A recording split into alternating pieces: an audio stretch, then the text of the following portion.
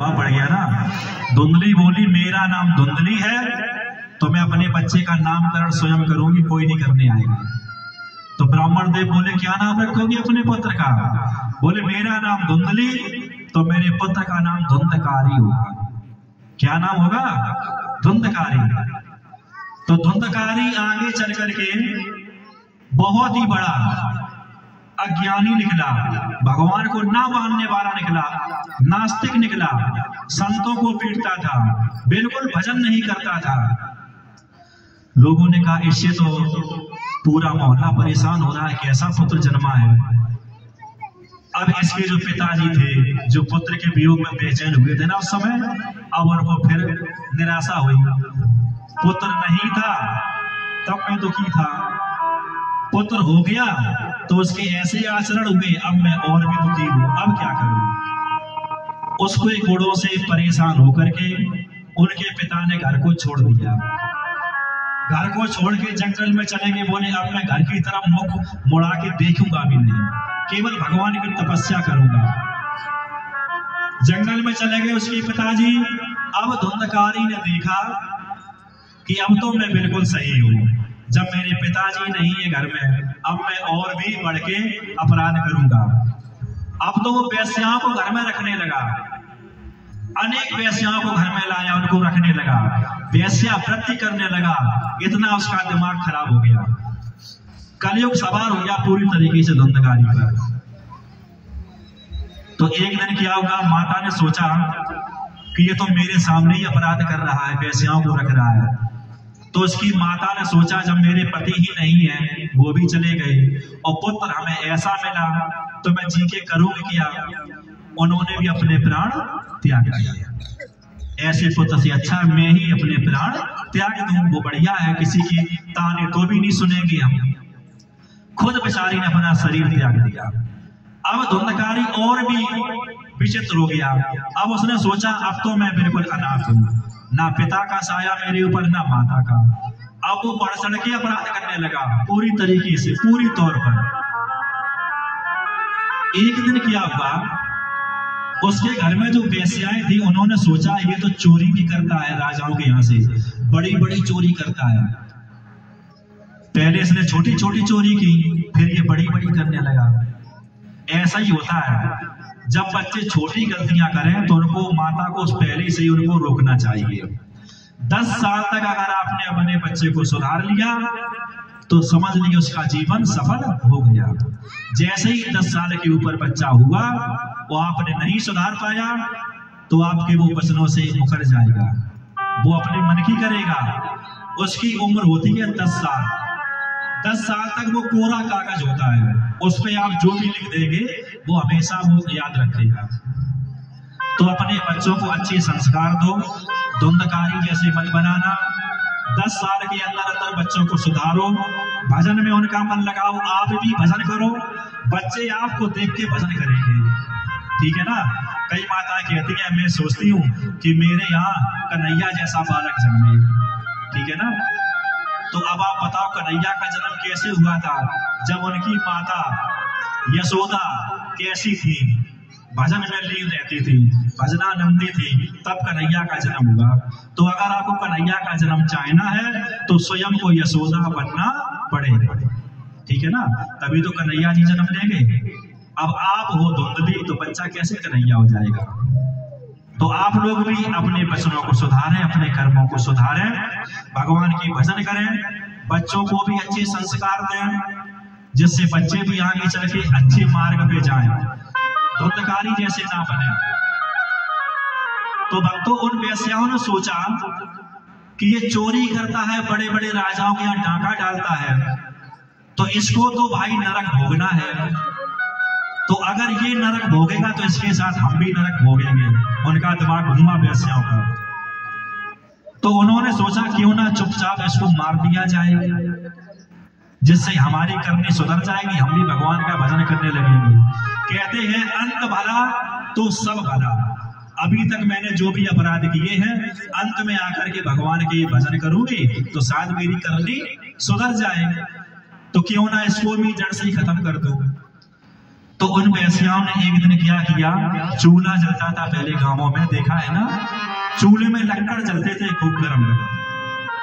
वेश्याओं ने वो लक्कड़ लिए, धुंधकारी सो रहा था, उसके मुख में ही जाकर के पूरे लक्कड़ गरम गरम ठूस दिए। जैसे ही लक्कड़ उसके मुख में गए, अब तो वो तड़फड़ाने लगा और थोड़ी देर में ही उसका अंत हो गया।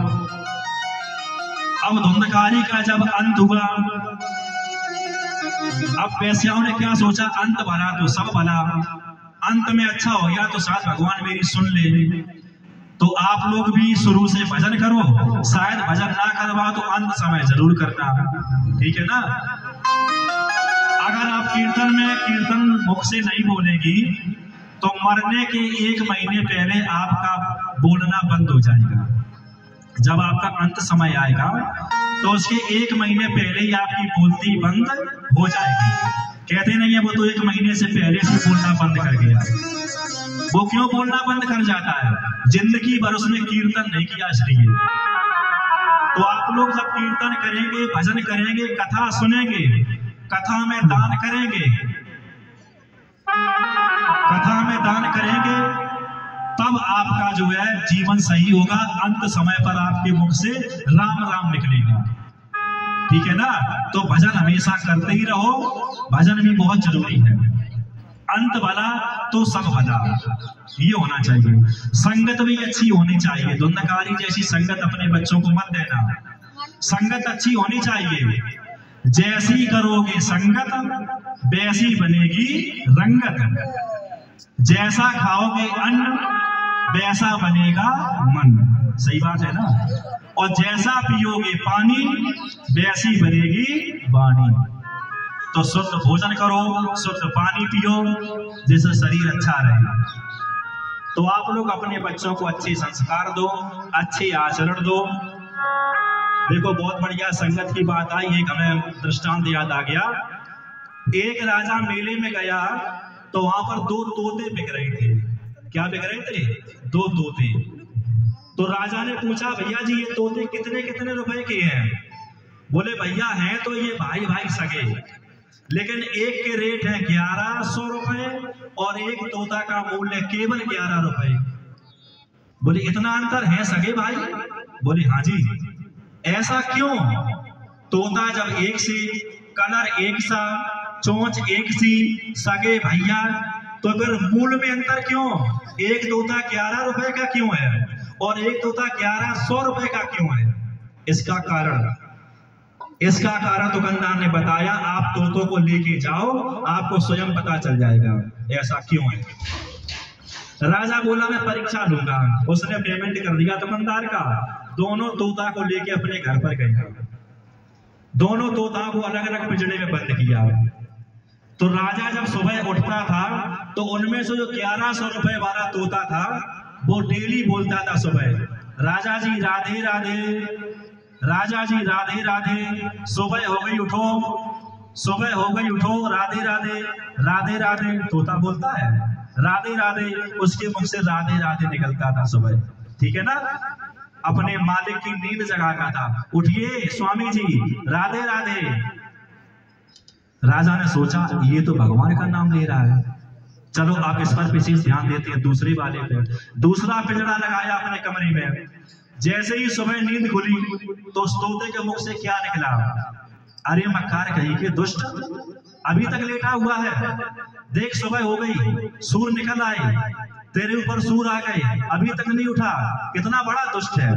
ऐसा राजा में तो मैंने कभी नहीं देखा, दुष्ट तेरा अभी अंत हो जाए।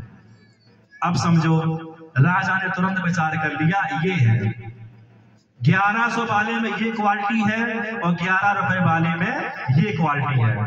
दोनों तोता को लेकर के राजा उस दुकानदार के पास गए, बोले भैया मैं समझ गया, ऐसा हुआ कैसे? तब दुकानदार ने बताया, राजा जी ये दोनों सगे भाई हैं, मैं इनको पहले रखता था, लेकिन एक बार मेले में दोनों हमसे बिछुड़ गए थे, छूट गए थे, तो उसमें से एक तोता संतों के पास पहुंच गया वो भजन करने लगा संतों की संगत में। लेकिन एक तोता बेचारा बिछुड़ गया, वो चोरों के चक्कर में पड़ गया, उसको चोर ले गए बंद करके। तो जो चोरों के चक्कर में पड़ गया वो तो गालियां देना सीख गया, ठीक है ना। और जिसकी संगत साधुओं के साथ हो गई, भजन में हो गई, उसका दिमाग भजन में हो गया। ये क्वालिटी थी। तो जब ऐसी संगत तोता में हो सकती है तो आपके बच्चों में क्यों नहीं हो सकती है।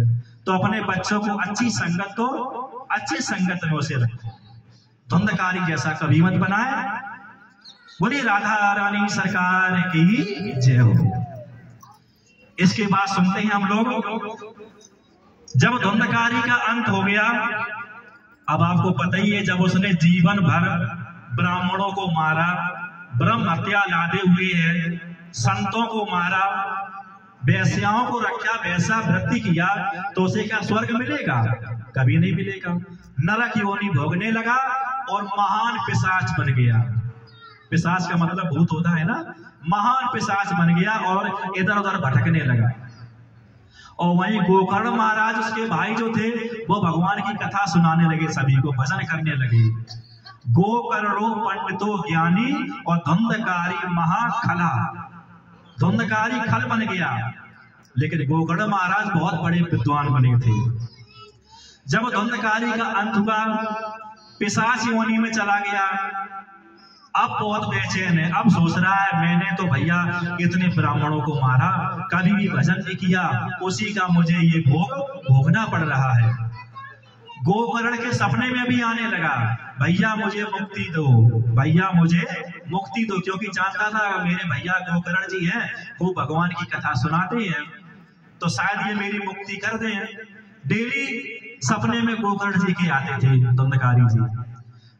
एक दिन गोकर्ण महाराज ने कहा, क्यों भैया धुंधकारी, मैंने तुम्हारा तो श्राद्ध भी कर दिया गया, मैं अनेक ब्राह्मणों को भोजन भी करवा दिया, बहुत बड़ा श्राद्ध किया आपकी खातिर, पिंडदान किया, तो भी आपकी मुक्ति नहीं हुई। धुंधकारी बोला, मेरे जैसा जो होता है अभागा, जिसने ब्राह्मणत्व को समाप्त कर दिया, जिंदगी भर चरित्र से गिरा रहा, कभी भगवान का भजन नहीं किया, उसके लिए आप एक नहीं चाहे हजारों श्राद्ध कर दो तो भी मुझे मुक्ति नहीं मिलेगी। कुछ और उपाय सोचो भैया, तभी मुझे मुक्ति मिलेगी। अब गोकर्ण महाराज ने सोचा, ये अब क्या उपाय हो सकता है जी। अच्छा, गोकर्ण महाराज के गुरु थे सूर्य भगवान। कौन थे? सूर्य भगवान।